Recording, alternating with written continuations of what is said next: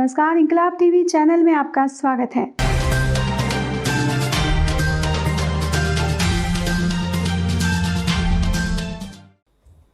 Good afternoon, friends. I welcome Dr. V.K. Paul from Niti Aayog, Health Secretary Shri Rajesh Bhushan, and Additional Secretary Health Dr. Manohar Agani ji. We start off this press conference by a presentation by the Health Secretary Shri Rajesh Bhushan ji, and then Dr. V.K. Paul will make his comments. After that, we'll take a few questions. Thank you. Namaskar. We will give you a snapshot of the COVID infection in the country as well as the vaccination status. So this is something that we regularly share with you. The main important thing here to note is that both the contribution of active cases as well as the case fatality rate is 2% or less than 2%. So this is significant because there are certain states in the country which are seeing a surge.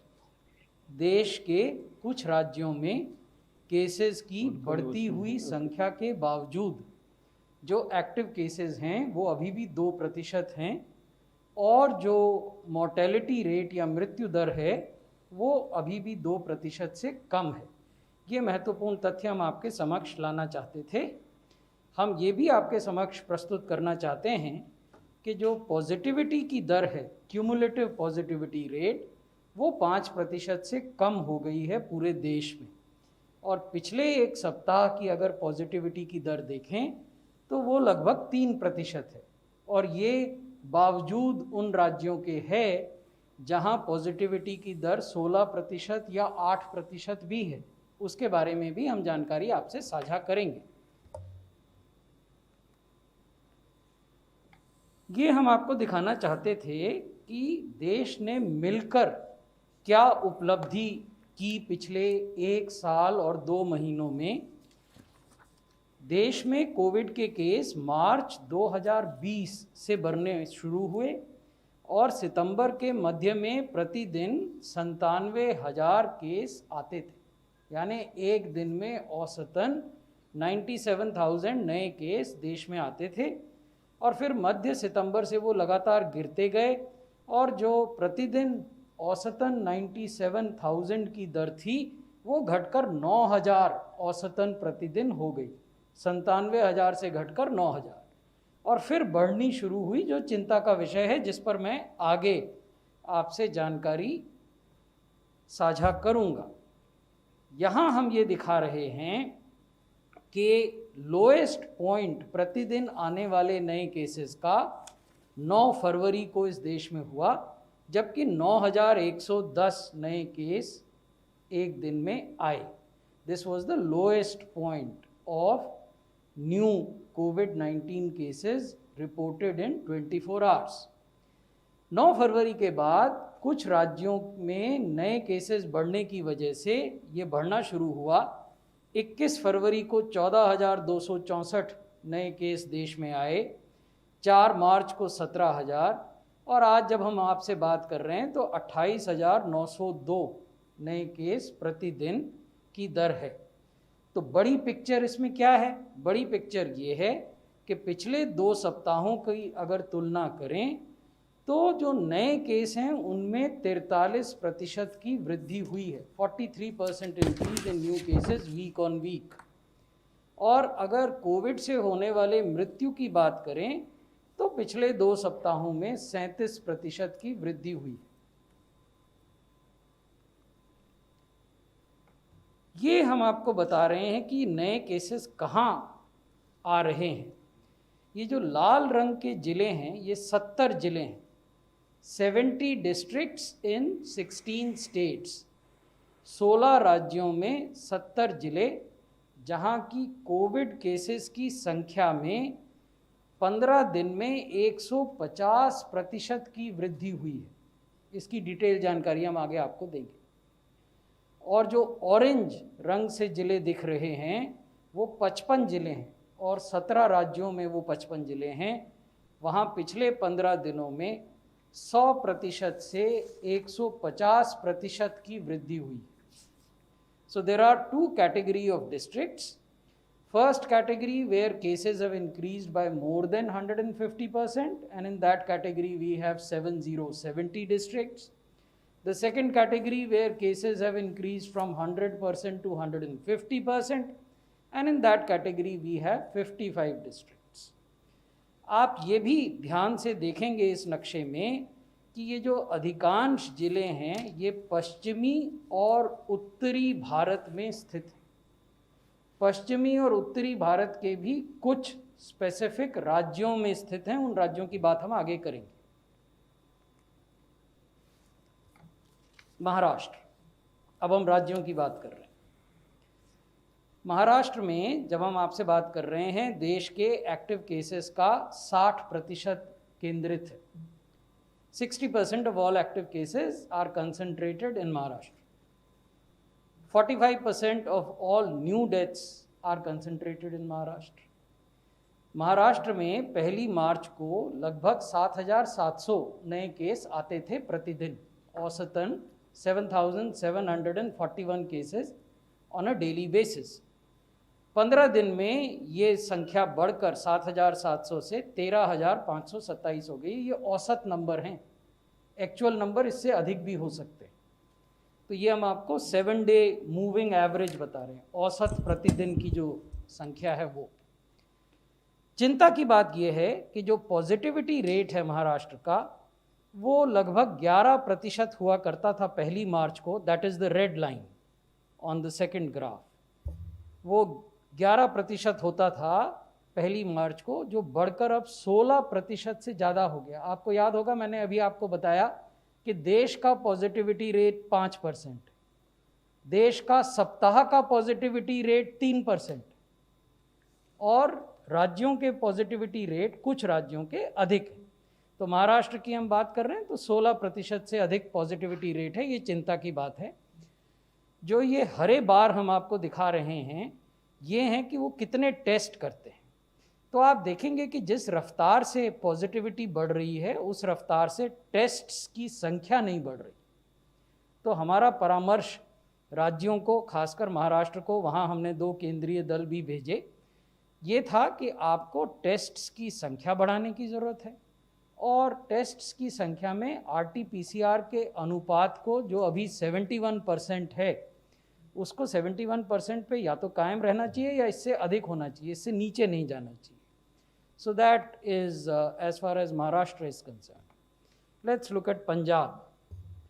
Punjab में 531 case औसतन प्रतिदिन आते थे, अब वो बढ़कर 1338 हो गए।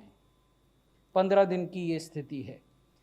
पंजाब की पॉजिटिविटी 3.4% थी, अब वो डबल हो गई है, 6.8% हो गई है। पुनः मैं आपका ध्यान आकृष्ट करना चाहूँगा, देश की पॉजिटिविटी 5% क्यूमुलेटिव, यानी पिछले 1 साल 2 महीने की।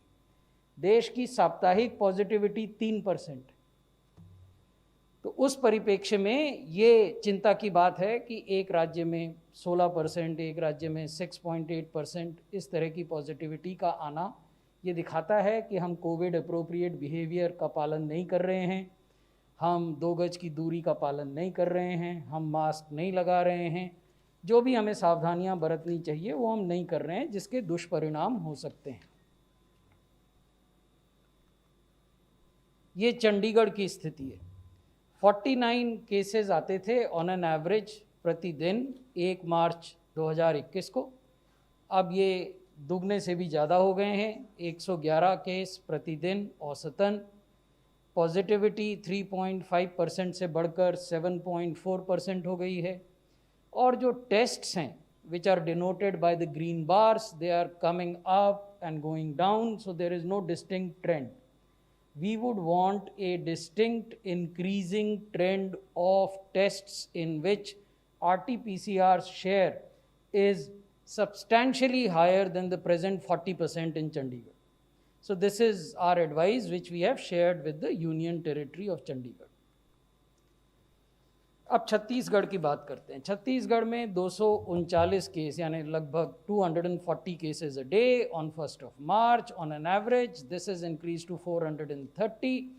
Positivity has increased from 1.4 to 2.4. The tests are not keeping pace and the share of RT-PCR is only 34%. So again, we would want this share to increase of RT-PCR to up to 70% or more than that. And we would also want the total number of tests to increase so that we are able to capture all positive cases promptly. Gujarat में 1 मार्च को लगभग 398 case प्रतिदिन आते थे, अब ये बढ़कर 690 हो गए हैं 15 दिन में।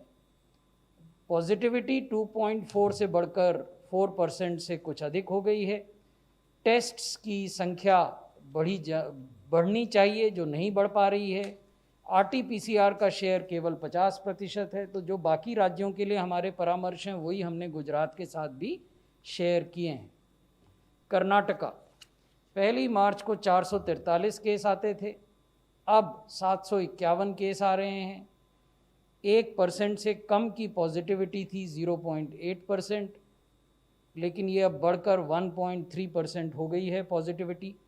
देश की पॉजिटिविटी की तुलना में ये कम है, लेकिन जहाँ कहीं भी आपको कोई बीमारी बढ़ती हुई नज़र आती है, अगर आप तत्काल उस पर रोक लगा लेंगे तो सबके लिए उसके परिणाम अच्छे होंगे। तो हमारा परामर्श कर्नाटक को यही है कि ये बिल्कुल शुरुआती दौर है, इसी समय इस पर काबू पाया जाना चाहिए। टेस्ट्स घट रहे हैं, उनको बढ़ाने की ज़रूरत है, लेकिन संतोष की बात यह है कि RT-PCR शेयर जो है वो 93% है, यानी कर्नाटक जो कुल टेस्ट करता है उसके 93% वो RT-PCR टेस्ट करते हैं। That is a good thing, but the absolute number of tests need to increase. Madhya Pradesh में 334 प्रतिदिन केस से बढ़कर 564 हो गया है। पॉजिटिविटी 3.1% से दुगनी से भी ज़्यादा 7.4% हो गई है, ये राष्ट्रीय औसत से भी अधिक है। टेस्ट्स घट रहे हैं, इनको बढ़ाने की ज़रूरत है। RT-PCR का शेयर 65% है, यानी बाकी सब रैपिड एंटीजन टेस्ट्स हैं, तो इनको भी RT-PCR टेस्ट्स को बढ़ाने की आवश्यकता है। राजस्थान में 113 केस आते थे, अब वो डबल हो गए हैं, 205 केस आ रहे हैं 15 दिन के अंदर ये हुआ है। पॉजिटिविटी 2% के लगभग थी, अब वो 2.8 यानी लगभग 3% के नज़दीक पहुंच रही है। टेस्ट्स आप देखेंगे लगातार घट रहे हैं, टेस्ट्स को बढ़ाने की आवश्यकता है। अच्छी बात यह है कि जितने भी टेस्ट वो करते हैं उसका 97% RT-PCR टेस्ट करते हैं। तो हमने राज्य को ये परामर्श दिया है कि टेस्ट्स की संख्या को बढ़ाएं, टेस्टिंग और ट्रैकिंग को बढ़ाएं, उसके बारे में हम आगे बात करेंगे। हरियाणा में 1 मार्च को 151 केस औसतन आते थे, अब वो बढ़कर 374 हो गए हैं। They have more than double. Positivity has increased from 1.2% to 3.3%. Tests have failed to keep pace with the increase in positivity. The good thing is that 93% of all tests are RT-PCR. Delhi 198 case, 200 से कम cases आने शुरू हो गए थे 1 मार्च को, अब वो बढ़ गए हैं। 371 औसत है, पिछले 24 घंटे में 400 से अधिक केस आए हैं दिल्ली में। पॉजिटिविटी अभी भी 1% से कम है, लेकिन 0.4 पहले हुआ करती थी, अब 0.6 हो गई है। RT-PCR का शेयर 64% है, इसको भी बढ़ाया जा सकता है। ओवरऑल टेस्ट का नंबर बढ़ाया जा सकता है, ये परामर्श हमने दिल्ली के साथ शेयर किया है। हिमाचल प्रदेश में 37 केस आते थे औसतन प्रतिदिन, अब 80 आ रहे हैं। पॉजिटिविटी उनकी 1% से कम थी, ये बढ़कर 2.3% हो गई है।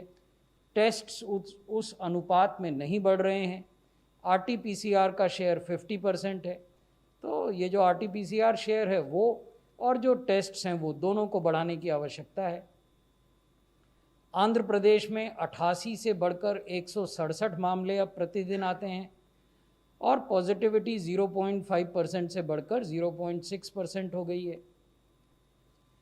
ये 70 ज़िले हैं जो कि कंसर्न का कारण है, चिंता का विषय है। पंजाब में रोपड़ में केसेस की संख्या 256% बढ़ी है, 256% increase in cases in one district. Amritsar में 123% बढ़ी है, मोगा में 100% केसेस बढ़े हैं, हरियाणा के यमुनानगर में 300% केसेस बढ़े हैं, करनाल में 245% बढ़े हैं, फरीदाबाद में 225% बढ़े हैं, हिमाचल के सिरमौर में 367, लेकिन वहाँ बेस ही बहुत कम था, तो इसलिए even a small increase will magnify in terms of percentages. Bhilwara में 275% केस बढ़े, राजसमंद में 200% केस बढ़े, राजस्थान में, गुजरात के महसाणा में 225% केस बढ़े, सूरत में 167%, महाराष्ट्र के नांदेड़ में 385% केसेस बढ़े, नंदुरबार में 224%, बीड में 219%, धुले में 169%। तो ये ज़िले हैं जहां हमने राज्यों को ये परामर्श दिया है कि यहाँ जो वैक्सीनेशन की प्रक्रिया है उसको अधिक टारगेटेड, अधिक फोकस्ड बनाया जा सकता है। और जो भारत सरकार ने प्रायोरिटीज़ फिक्स की हैं, 60 साल से ऊपर के लोग, 45 साल से ऊपर के कोमॉर्बिड लोग, health care worker, frontline worker, उनको इन ज़िलों में टारगेटेड अप्रोच में 100% कवरेज किया जाना चाहिए वैक्सीनेशन से। वैक्सीनेशन की स्थिति है कि 3,51,00,000 डोजेज़ हम देश में एडमिनिस्टर कर चुके हैं। इन 3,51,00,000 डोजेज़ में से 1,38,00,000 डोजेज़ 60 साल से ऊपर के लोगों को और 45 से 59 साल के लोगों को मिली हैं। बाकी डिटेल हमने आपको हेल्थ केयर वर्कर्स और फ्रंटलाइन वर्कर्स का पहली और दूसरी डोज का भी दिया है। ये एक महत्वपूर्ण तस्वीर है जो हम आपको दिखाना चाहते थे। देश भर में 50,000 से ज़्यादा सरकारी अस्पताल और प्राइवेट अस्पताल कोविड वैक्सीनेशन सेंटर के रूप में काम कर रहे हैं। हमने प्रत्येक अस्पताल को जियो रेफरेंस किया है, यानी हर अस्पताल का लैटिट्यूड और लॉन्गिट्यूड नक्शों पर मैप किया है और ये उनका स्प्रेड है। Each green dot denotes a COVID vaccination center. This map also gives you an idea of where there is concentration of COVID vaccination centers and where there are geographical gaps. These maps have further been disaggregated at the state level and shared with the states so that they can do more effective planning. अब vaccine doses के administration की बात करते हैं। ये global picture है 15 तारीख, ये 2 दिन पुरानी पिक्चर है, क्योंकि जिस वेबसाइट से हमने इसको लिया है आवर वर्ल्ड इन डाटा, वो 15 तारीख तक के ही आंकड़े आज सुबह दिखा रहे हैं। अगर उसको देखें तो अमेरिका ने, जिन्होंने 14 दिसंबर से अपना टीकाकरण का अभियान शुरू किया, यानी 90 दिन पहले जिन्होंने टीकाकरण अभियान शुरू किया, उन्होंने 10 करोड़ डोजेज़ लोगों को दी हैं। भारत ने 60 दिन पहले शुरू किया, यानी 30 दिन का अंतर है अमेरिका और हमारे बीच में। हमने 60 दिन में 3,29,00,000 लोगों डोजेज़ एडमिनिस्टर की थी 15 मार्च तक। मैंने पहले आपको बताया ये 15 मार्च के आंकड़े हैं। यूनाइटेड किंगडम, जिन्होंने 98 दिन पहले ये काम शुरू किया, much before USA and much before us, 98 days ago, they have managed to administer 2,60,00,000 doses, यानी हम यूके से ज़्यादा डोजेज़ दे चुके हैं उनसे बहुत कम समय में। और बाकी राज्य देशों के आंकड़े हमने आपको दिए हैं। Brazil, Turkey, Israel, Germany, Russia, France, Italy, Spain, सब हमसे कहीं पीछे हैं वैक्सीन डोज एडमिनिस्टर करने में। एक और तथ्य हम आपके संज्ञान में लाना चाहते हैं। We want to bring another fact to your notice. 15 मार्च को विश्व भर में 8.34 मिलियन डोजेज एडमिनिस्टर हुई। दुनिया के सारे देश मिलकर उन्होंने 15 मार्च को 8 मिलियन डोजेज एडमिनिस्टर की। उसमें जो भारत का हिस्सा था वो 3.04 मिलियन था, यानी दुनिया भर में उस दिन जितनी डोज लगाई गई उसका 36% भारत में लगाया गया। The speediest acceleration of Covid doses in any country has been seen in India. यहां हम आपको ये दिखाना चाहते हैं कि राज्यों की क्या स्थिति है। औसत डोज प्रतिदिन कौन राज्य कितना एडमिनिस्टर कर रहा है। जो राज्य चिंता का विषय हैं वो हैं छत्तीसगढ़, वो एक दिन में लगभग 40,000 डोज एडमिनिस्टर करते हैं। आंध्र प्रदेश वो लगभग 35,000 या 36,000 मान लीजिए करते हैं। दिल्ली 28,000 डोज करते हैं एक दिन में। हरियाणा 28,000 करते हैं। पंजाब 14,000 करते हैं। पॉजिटिविटी रेट भी पंजाब में बहुत ऊपर है। हिमाचल प्रदेश 9,000 डोज करते हैं। जो राज्य अच्छा कर रहे हैं औसत डोज एडमिनिस्टर्ड पर डे के पैरामीटर पर, वो है राजस्थान, एक दिन में 1,52,000 डोज। महाराष्ट्र 1,38,000, गुजरात 1,21,000, मध्य प्रदेश 61,000, कर्नाटका 54,000। हमारा राज्यों को ये कहना है कि भारत सरकार ने एक लिबरल प्रक्रिया अपनाई है। लिबरल इस मायने में कि किसी भी प्राइवेट अस्पताल का उपयोग कोविड वैक्सीनेशन सेंटर के रूप में किया जा सकता है अगर वो 4 मापदंडों को फुलफिल करता हो। कोई अस्पताल 24 घंटे वैक्सीनेशन कर सकता है अगर उसके पास ये सुविधा हो। ऑन साइट रजिस्ट्रेशन हो सकते हैं, एडवांस रजिस्ट्रेशन हो सकते हैं, फैसिलिटेटेड कोहोर्ट रजिस्ट्रेशन हो सकते हैं। तो इतनी फ्लेक्सिबिलिटी देने के बाद हमारी राज्यों से अपेक्षा ये है कि टीकाकरण की गति को और टीकाकरण के कवरेज को दोनों को बढ़ाने का प्रयास होना चाहिए। अब वैक्सीन वेस्टेज की बात करते हैं। अभी तक जो देश का औसत है वैक्सीन वेस्टेज का वो 6.5%, लेकिन अनेक राज्य ऐसे हैं जो 6.5 से भी अधिक वेस्टेज कर रहे हैं। तेलंगाना में 17% से ज़्यादा वैक्सीन वेस्टेज है, आंध्रा में 11% से ज़्यादा है, उत्तर प्रदेश में 9% है, कर्नाटक में 6% से ज़्यादा है, जम्मू कश्मीर में 6.6 है। लेकिन कुछ छोटे राज्य हैं जिनसे हम सब सीख सकते हैं। हिमाचल प्रदेश में वेस्टेज 1.4%, उत्तराखंड में वेस्टेज 1.6, त्रिपुरा में wastage 2.2। So this is the important message that we have shared with the states. Vaccines are invaluable commodities. Vaccines are public health goods. Therefore, vaccines have to be optimally utilized. Vaccine wastage has to be drastically reduced. Any reduction in wastage means that you end up inoculating more people, and therefore the chances of disrupting the chain of infection grow that much more. So that is the advice that we have shared with the states. हमने states के साथ और क्या अपेक्षाएं रखी हैं। हम states को बार बार कह रहे हैं, पर्टिकुलरली उन 12 राज्यों को जिनका मैंने आपसे जानकारी साझा की, कि वो कोविड अप्रोप्रिएट बिहेवियर पर फोकस करें, क्लिनिकल मैनेजमेंट पर फोकस करें, मास्क पहने, फिजिकल डिस्टेंसिंग, 2 गज की दूरी, हैंड हाइजीन, ऐसे सभी स्थान जहाँ की भीड़ भाड़ होती है वहाँ कोविड अप्रोप्रिएट बिहेवियर अपनाया जाए।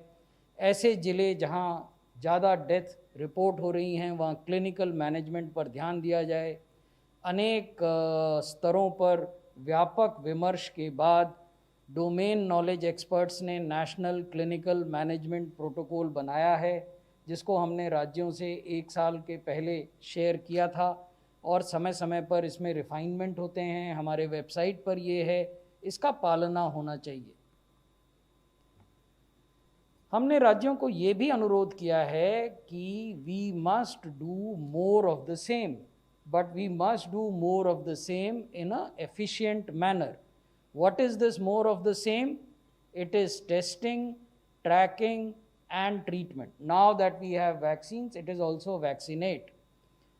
So we are saying that increase the number of tests, increase the proportion of RT-PCR tests to a minimum of 70%, ensure that all close contacts of any positive person is traced, isolated and tested in the first 3 days.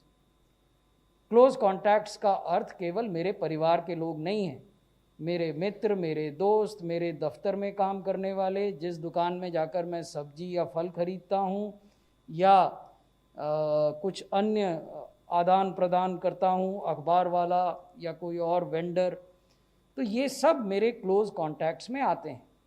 और ये ऐसी चीज़ है जो हर राज्य ने शुरुआती दौर में की थी, लेकिन धीरे धीरे अब हम क्लोज कॉन्टैक्ट्स के नाम पर केवल परिवार के माता पिता, बाल बच्चे, पत्नी और पति, उन्हीं पर सीमित हो गए हैं। उस वजह से ये होता है कि अन्य क्लोज कॉन्टैक्ट जो पॉजिटिव हो सकते हैं या हैं, वो समाज में घूम रहे हैं और वो इन्फेक्शन को फैला रहे हैं। तो इसलिए हमने कहा है कि किसी भी पॉजिटिव आदमी का जो क्लोज कॉन्टैक्ट है, रफली प्रत्येक व्यक्ति पर 30 ऐसे कॉन्टैक्ट होने चाहिए जिनको हम 3 दिन में खोजें, ट्रैक करें, आइसोलेट करें, टेस्ट करें, और अगर टेस्ट में वो पॉजिटिव हैं तो फिर वो ट्रीटमेंट में जाएं या आइसोलेशन में जाएं। हमने ये भी कहा है कि अगर आपके यहाँ मामले बढ़ रहे हैं तो आपके यहाँ कंटेनमेंट जोन भी बढ़ने चाहिए। ऐसा नहीं हो सकता है कि केसेस बढ़ रहे हैं लेकिन कंटेनमेंट जोन उतने ही हैं जितने 1 महीने पहले थे। इसका मतलब कहीं पर कोई लापरवाही हो रही है। हमने ये भी बोला है कि जिन जिलों में ज़्यादा मामले आ रहे हैं वहाँ पे प्रायोरिटी वैक्सीनेशन उन ग्रुप्स का होना चाहिए जिनके बारे में भारत सरकार ने निर्देश दिए हैं। बहुत बहुत धन्यवाद।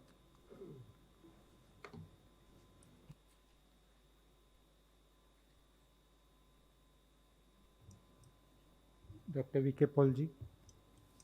धन्यवाद।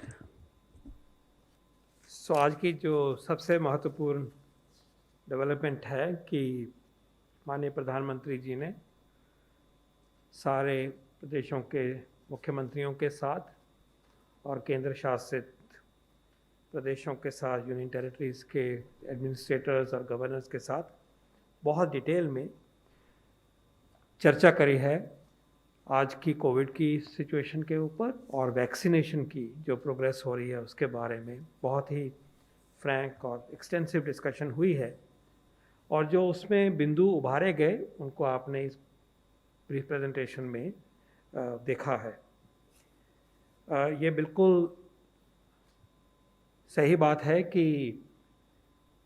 जब केसेस बढ़ रहे हैं और कई ज़िलों में 150% से भी ज़्यादा बढ़ रहे हैं, 70 ज़िलों में 1 मार्च से लेके अभी तक अगर हम देखें तो एक सिग्निफिकेंट सिचुएशन इमर्ज हो रही है, जो कि नीचे आती हुई पैंडेमिक जब ऊपर की तरफ जाए तो वो जब सामने दिखाई दे रही है, it is a matter of serious concern. और उसी को आज इस बड़ी मीटिंग में डिस्कस किया गया।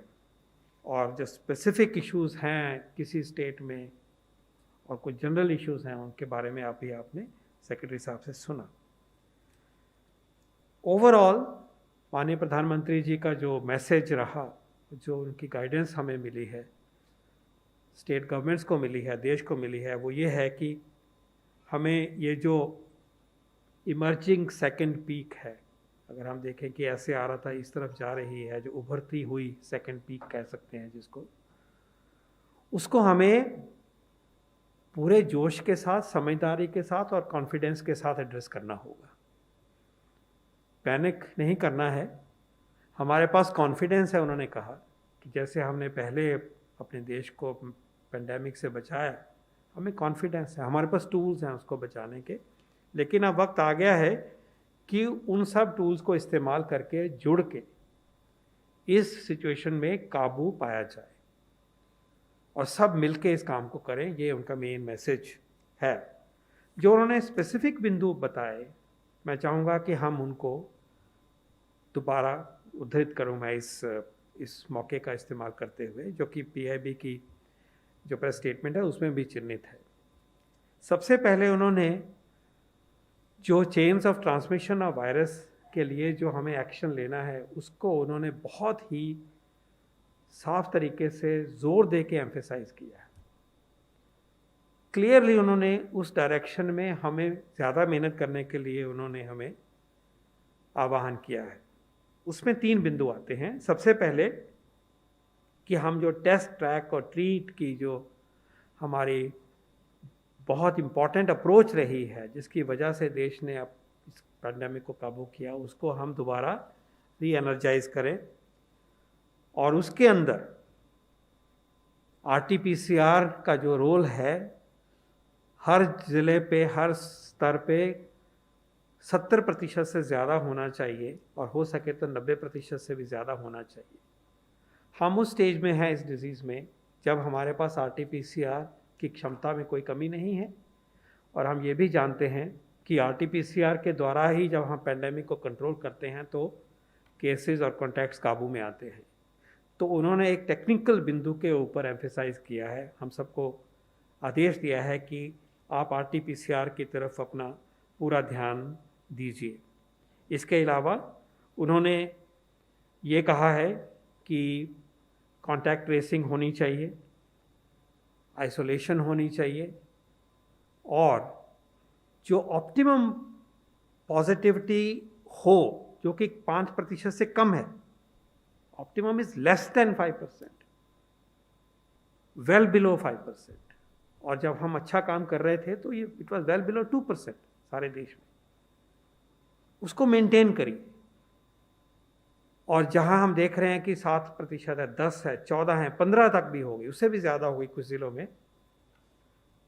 उसको चिन्हित करके हमें कहा गया है कि टेस्टिंग को ऑप्टिमाइज़ करिए और टेस्टिंग में RT-PCR की रेशो को ठीक रखिए और माइक्रो कंटेनमेंट जोन्स बनाइए जहाँ की केसेस का क्लस्टरिंग हो रहा है, कॉन्टैक्ट्स को क्वारंटाइन करवाइए, केसेस को आइसोलेट करिए। तो ये जो एपिडेमियोलॉजिकल अप्रोच है, जो साइंस बेस्ड एपिडेमियोलॉजिकल अप्रोच है कंटेनमेंट एंड सर्वेलेंस स्ट्रैटेजी की, उन्होंने अपने शब्दों में इसको पूरे ज़ोर दे के चिन्हित किया है।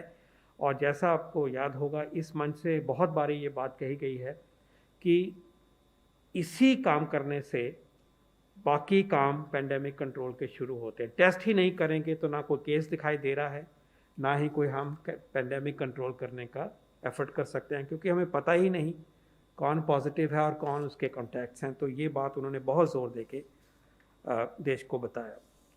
दूसरी बात उन्होंने ये कही है कि जैसा रूप हमें पेंडेमिक का दिखाई दे रहा है, अब वो महामारी इस more so in the tier 2 and tier 3 cities. The earlier phase was much more intense in bigger cities, metro cities, capital cities and so on. But now it seems कि ये ज़्यादा जो है tier 2, tier 3 cities में है और हमारे जो ग्रामीण क्षेत्र हैं उनके और नज़दीक हो गई है। तो उनकी हमें जो गाइडेंस उनसे मिली है, उन्होंने कहा है कि टेस्टिंग की फैसिलिटी, क्लिनिकल केयर की फैसिलिटी अब हमें इन छोटे शहरों में भी पूरी तरह से स्ट्रेंथन करनी होगी। RT-PCR बहुत दूर नहीं हो सकता, क्योंकि एक्शन जो है वो अब हम tier 2, tier 3 सिटीज़ पे पहुंच गए हैं और हमें ये लेके चलना है कि हमने अपने ग्रामीण प्रदेशों को बचा के रखना है। तो उन्होंने स्पेसिफिकली आगे कहा है कि हमारा जो रेफरल सिस्टम है और हमारा जो एम्बुलेंस का नेटवर्क है, उसमें और उसको और स्ट्रेंथन किया जाए, उसमें और एनर्जी डाली जाए, उसकी अच्छी प्लानिंग और की जाए, क्योंकि हम अब उन जगहों पे हैं इस पैंडेमिक के, महामारी के सिचुएशन में, जो कि मेन सेंटर से शायद दूर हो गया। ये उनका दूसरा पॉइंट उन्होंने एम्फेसाइज किया। तीसरी बात उन्होंने ये कही है कि क्योंकि अब ट्रैवल हो रहा है, इकॉनमी चल रही है, आदान प्रदान हो रहा है, तो जो ट्रैवल करते हैं अगर वो पॉजिटिव हैं और उनके कॉन्टैक्ट 3 दिन पहले किसी और जगह पे थे, तो इसका इन्फॉर्मेशन एक्सचेंज होना चाहिए। एक दूसरे को पता होना चाहिए कि जहाँ ट्रैकिंग ट्रेसिंग करेंगे तो अगर दूसरे प्रदेश में भी, दूसरे ज़िले में भी, तीसरे प्रदेश में दूर भी जाते हैं तो ऐसा सिस्टम हो। ये जिम्मेवारी हेल्थ सिस्टम के ऊपर डाली उन्होंने। जो बाहर के ट्रैवलर्स भी आएँ, जो कहाँ जा रहे हैं, ऐसा सिस्टम होना चाहिए कि हमारी जो टेस्ट ट्रैक की जो स्ट्रैटेजी है और ट्रीट की स्ट्रैटेजी है, उसमें इस तरह से जो व्यक्ति संक्रमित हो रहे हैं, ट्रैवलिंग में हो रहे हैं, ट्रैवलिंग की वजह से हो रहे हैं, उनको उसका सिस्टम जो है वो हम SOP उसको स्ट्रेंथन करें। उन्होंने जो चौथा मुद्दा कहा है हमें, जिसकी बात सेक्रेटरी साहब ने बड़े अच्छी तरह से एक्सप्लेन करी है कि वैक्सीनेशन प्रोग्राम में और तेज़ गति लाई जाए और वैक्सीनेशन सेंटर्स बढ़ाए जाएं।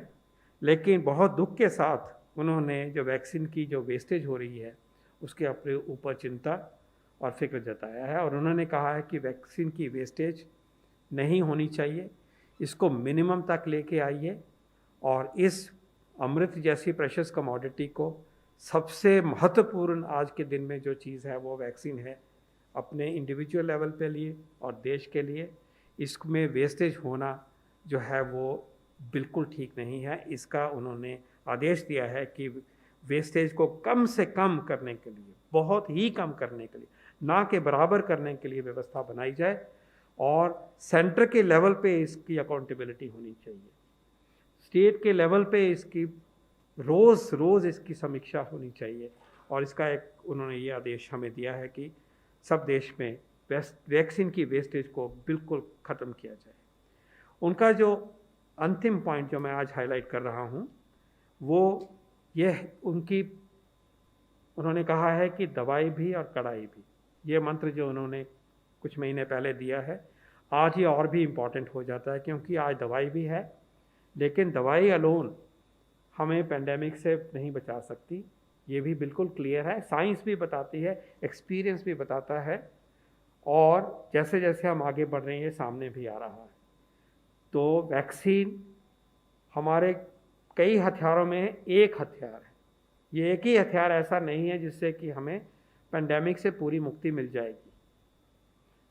डिजीज़ की सिवेरिटी को कम करेगा, मोर्टेलिटी को कम करेगा, लेकिन बाकी के हथियार भी हमें इस्तेमाल करने होंगे। तो जो उन्होंने एम्फेसाइज़ किया, मास्क को अपनाइए, 2 गज की दूरी को अपनाइए, हैंड हाइजीन, स्वच्छता को बढ़ाइए, ये जो टूल्स हैं जिनकी वजह से, जिनको साथ लेके देश ने करके दिखाया था पेंडेमिक का अच्छा कंट्रोल, और जिसके बारे में जो लापरवाही दिख रही है, उस चिंता को और उस कमी को पूरा करने के लिए हमें वापस आना होगा कि हम दवाई भी अपनाएं, बहुत जल्दी अपनाएं, ज़्यादा से ज़्यादा अपनाएं जैसे जैसे कार्यक्रम ये बढ़ रहा है, और ये कड़ाई भी हो कि हम अपने आप को मास्क के द्वारा, 2 गज की दूरी के द्वारा, कोविड अप्रोप्रिएट बिहेवियर के द्वारा अपने आप को बचाएं और समाज को बताएं। ये उनका हमें एक जो सबसे महत्वपूर्ण बिंदु उन्होंने फिर दोबारा हम सबको जताया है, याद दिलाई है, और एक उम्मीद जाहिर करी है कि इन सब कामों को करते हुए, इस बड़ी चीज़ को अपनाते हुए और पूरे जुड़ के महामारी को देश संभालेगा, ये पूरा कॉन्फिडेंस भी उन्होंने जाहिर किया है। तो आज इस प्रेस कॉन्फ्रेंस में इन्हीं चीज़ों को हम दोहरा रहे हैं।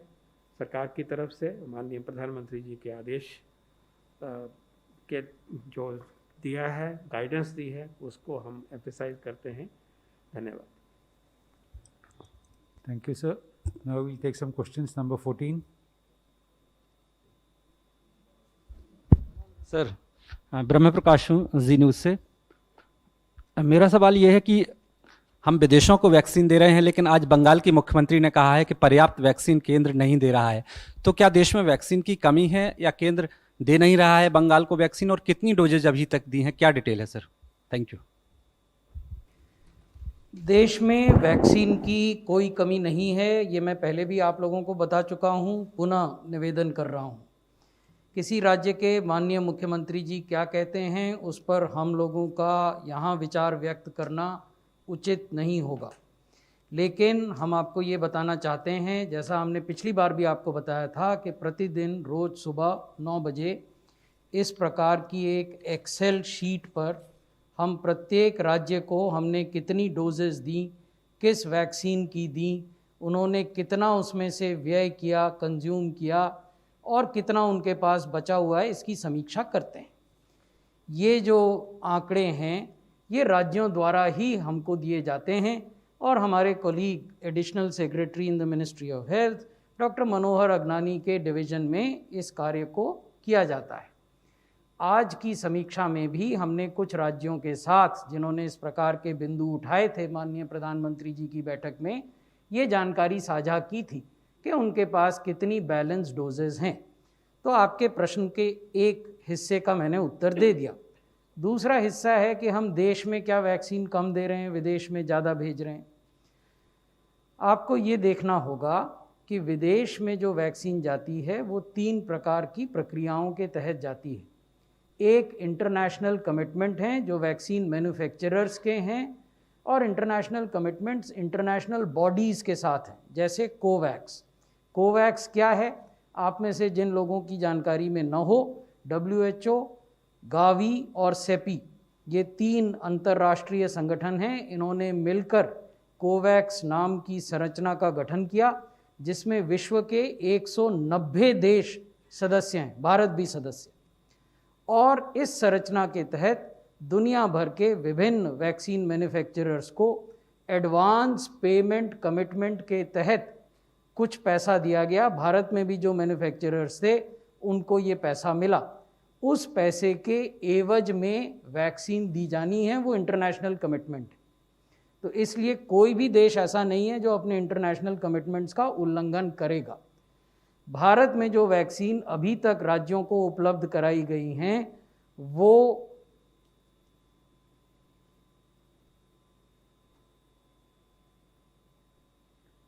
7,54,00,000 डोजेज हैं। 7,54,00,000 डोजेज अब तक भारत सरकार विभिन्न राज्यों को उपलब्ध करा चुकी है। इसके बाद यदि कोई कहते हैं कि देश को प्राथमिकता नहीं दी जा रही है, ये बिल्कुल आधारहीन और तथ्यहीन बात है। Number 16.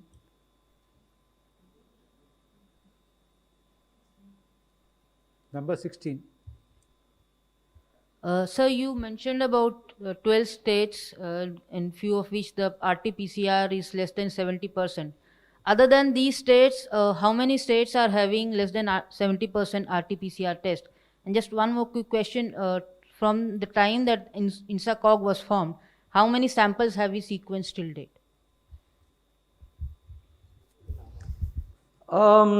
As far as RT-PCR tests are concerned, we will share that information with you. Today we do not have other state information with us. INSACOG is a consortium of 10 labs, and in our press releases every day we tell you what is the total number of variants of concern that they have found, both in fact 3 now, UK variant, Brazil variant and South African variant. I can give you the specific numbers. Dr. Paul would want to add something to this? जैसे हमने पहले भी यहाँ report करते रहते हैं, दिसंबर से ये एक सिस्टम क्रिएट हुआ है, 10 लेबॉरेटरीज़ हैं और हमारे देश के सारे ही साइंस ऑर्गेनाइजेशन इसमें जुड़ के सम्मिलित हुए हैं और बेस्ट लेबॉरेटरीज़ के साथ बेस्ट लेबॉरेटरीज़ को इस काम में जोड़ा गया है। और ये this is an ongoing work, जैसे कि हमने पहले बताया कि yes, in the country we have UK variant, we have relatively less South African variant, occasional और ब्राज़ीलियन वेरिएंट, तीनों ही हैं। इसी प्रकार ये भी देखा जा रहा है कि इस पेंडेमिक में हिंदुस्तान से ही कोई यूनिक वेरिएंट भी निकले हो, उनको भी नज़र रखी गई है। इस काम में को साइंटिफिक तरीके से समझने सोचने के लिए एक साइंटिफिक एडवाइजरी ग्रुप है जिसमें कि इंडिपेंडेंट एक्सपर्ट्स भी हैं जो अपनी अपनी इस फील्ड में बहुत आगे तक हैं। इसमें जैसे कि मैंने अभी तक आपको पहले भी बताया था कि we don't have any definite signal कि कोई पर्टिकुलर वेरिएंट इस पेंडेमिक को पुश कर रहा है, उसकी वजह से ये हो रही है। लेकिन बार बार मैं कहना चाहूँगा कि this is an ongoing work. जैसे जैसे इसमें नया इंसाइट हमें मिलता है, उन वेरिएंट्स का कोरिलेशन मिलता है एपिडेमियोलॉजी के साथ, केसेस के साथ, सिवियरिटी के साथ, मोर्टेलिटी के साथ, वो सामने लाया जाएगा। आपको याद रहे कि these are very sophisticated procedures Sequencing of the virus is a very sophisticated procedure. It cannot be done in lakhs. It is done in a strategic way, and we have developed a very scientific SOP based on which this tracking is being done on the viruses coming from different regions of the country. We will keep you apprised on new developments in this regard. Number 10. Runjhun Sharma from CNN News 18. My question is on the AstraZeneca vaccine. After concerns in some European countries, India too has reviewed its adverse events post-immunization as well as hospitalizations. What does the data suggest? Is there something that India needs to be worried about?